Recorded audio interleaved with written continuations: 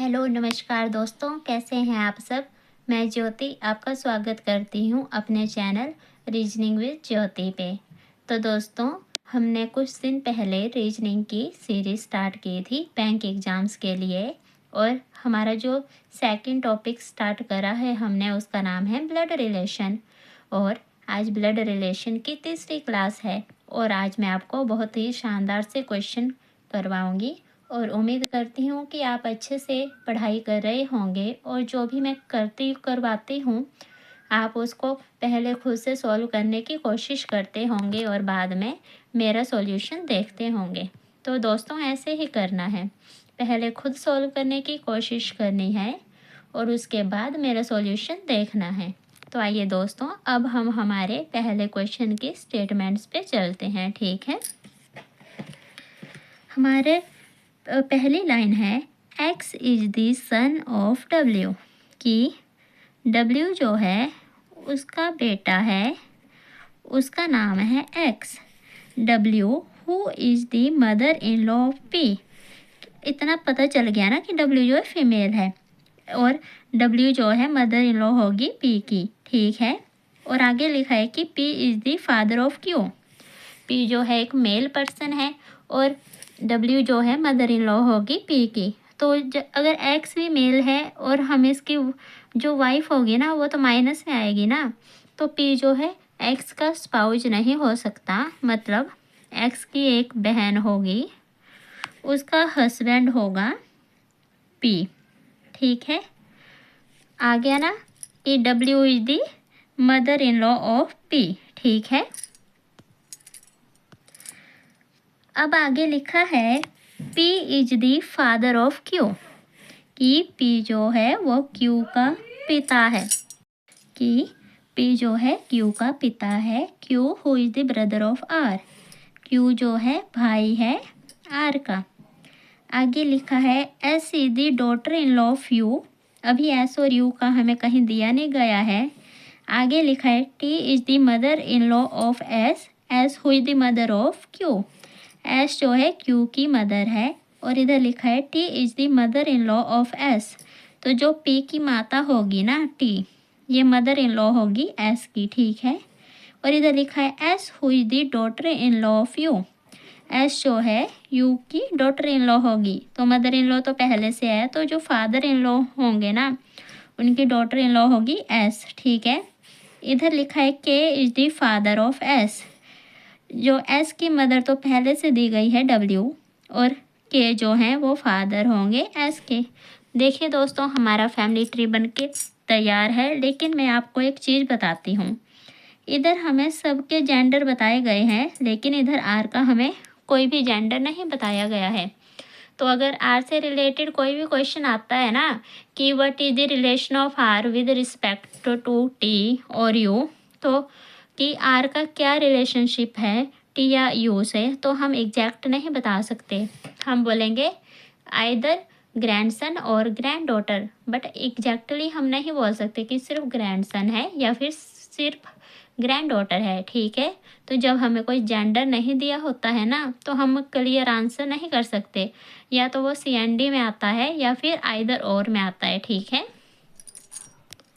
तो आइए दोस्तों, अब हम हमारे दूसरे क्वेश्चन पे चलते हैं। ठीक है, जिसमें लिखा है X is the daughter in law of S, कि एक पर्सन है S, इसका एक सन है, उसकी जो वाइफ होगी ना वो होगी X, तभी हुआ X is the daughter in law of S। ठीक है, और आगे लिखा है S who is the only sister of Q, कि S जो एक फीमेल है और ये Q की इकलौती बहन है। इसका मतलब होता है S is the only sister of Q, कि जैसे Q के अगर और भी सिबलिंग होंगे ना तो वो ब्रदर होंगे, जो सिस्टर है वो सिर्फ S ही होगी। अगर S फीमेल है ना तो इसका जो स्पाउज होगा ना वो मेल होगा। ठीक है, अब इधर लिखा है Q is the only son of P, Q जो है इकलौता बेटा है P का। ठीक है, P who is the grand father of T and R, कि अब इसको अलग से लेते हैं क्योंकि हमें नहीं पता टी और आर एस के बच्चे हैं या क्यू के बच्चे हैं, ठीक है। तो हम इसको अलग से लेंगे, लेकिन इतना पता चल गया कि पी जो है ग्रैंडफादर है, मतलब मेल होगा। तो ऐसे लेंगे हम अलग से, पी जो है ग्रैंडफादर है टी और आर का। अब टी और आर जो है ना, ऐसा भी हो सकता है क्यू के ही बच्चे हों या फिर एस के ही बच्चे हों, और ऐसा भी हो सकता है कि एक बच्चा क्यू का होगा और एक एस का होगा, ठीक है। अभी एग्जैक्टली पता नहीं है हमें इसके बारे में। अब आगे लिखा है Y is the paternal uncle of T, कि जैसे वाई जो है ना ये मेल होगा ना, और ये जो पर्सन होगा ये भी मेल होगा, इसका जो बेटा होगा ना वो टी होगा, ठीक है। जैसे ये बना ना ट्री, तो इसका मतलब होता है कि वाई जो है वो टी के पिता का भाई है, और जो पिता का भाई होता है उसको पैटर्नल अंकल बोलते हैं। और अगर ऐसे होता कि मैटरनल अंकल, तो मतलब माता का भाई है, ठीक है। और आगे लिखा है and Y is not married, Y जो है अनमैरिड है, इसकी शादी नहीं हुई है, ठीक है, ये होगा फीमेल। अब इधर लिखा है V is the son in law of P, कि वी जो है सन इन लॉ है पी का, और इसकी कोई भी डॉटर नहीं है। तो अब हम इसको ऐसे मान लेते हैं, ठीक है। हमने ये लिया कि सॉरी, इधर लिखा है V is the son in law of P, तो एक सन इन लॉ तो ये भी है ना। अगर जैसे क्यू का कोई स्पाउ जो होगा ना तो वो माइनस में आएगा, मतलब वो तो डॉटर इन लॉ होगा, है ना। तो जो इसकी तो, और इसकी एक ही बेटी है, तो जो बेटी का हस्बैंड होगा वही सन इन लॉ हुआ। तो यहाँ पे आएगा वी, की V is the son in law of P, और वी की जो है ना कोई भी बेटी नहीं है, ठीक है। इधर लिखा है U is the mother of R, कि यू जो है आर की माता है, ठीक है। इधर लिखा है R who is the wife of W, R जो है डब्ल्यू की वाइफ है। अब हम इसको पता कैसे अरेंज करेंगे, देखो यू जो है फीमेल है, इसकी डॉटर है, और इसकी एक डॉटर है ना। और एस का तो सिबलिंग यू नहीं आ सकता ना, तो ये जो क्यू है ना ये होगी, इसकी सिबलिंग होगी यू, ठीक है।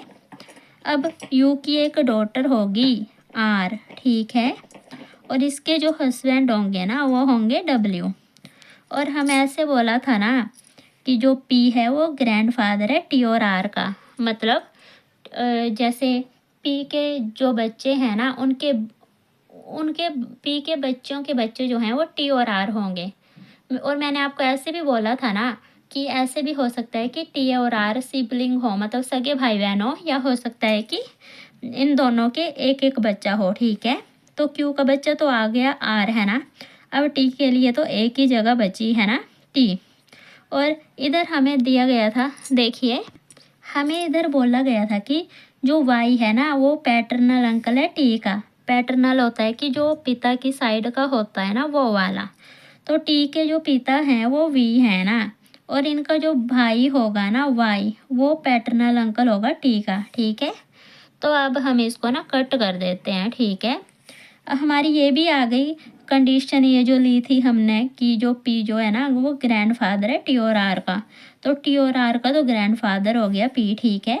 और इधर हमारी कंडीशन थी कि यू जो है आर की मदर है, यू आर की मदर आ गई ना, और आर के जो हस्बैंड है वो डब्ल्यू आ गए, है ना। तो ये हमारा फैमिली ट्री बनके तैयार हो गया। तो दोस्तों ये जो हमारा पहला क्वेश्चन था ना ये हमारा क्लर्क लेवल का था, लेकिन ये इजी वाला नहीं था, ये ना मॉडरेट लेवल का था। और ये जो हमने हमारा दूसरा क्वेश्चन किया ना ये पीओ लेवल का है, बट ऐसा नहीं है, ये आरआरबी पीओ लेवल का नहीं है। ये वाला जो लेवल है ना ये आपको एसबीआई पीओ या आईबीपीएस पीओ में आएगा। ये ना इजी है ना डिफ़िकल्ट है, ये मॉडरेट लेवल का है। और जो आईबीपीएस पीओ और एसबीआई पीओ में क्वेश्चंस आते हैं ना वो मॉडरेट लेवल के आते हैं। और जो क्लर्क का क्वेश्चन था ना ऊपर वो भी मॉडरेट लेवल का था, जैसे आईबीपीएस क्लर्क और जो एसबीआई क्लर्क होता है ना उसमें। तो अगर आप इन क्वेश्चनों को बना पा रहे होंगे ना तो समझ लीजिए कि जो आरआरबी क्लर्क के क्वेश्चन और जो आरआरबी पीओ के क्वेश्चन होंगे ना आप तो उनको चुटकियों में बना लेंगे। तो ठीक है दोस्तों, पहले आप इनको करने की कोशिश करना, उसके बाद इनका सॉल्यूशन देखना, ठीक है। और मैं कल फिर से आऊँगी आपके लिए 3 मज़ेदार ब्लड रिलेशन के क्वेश्चंस लेके।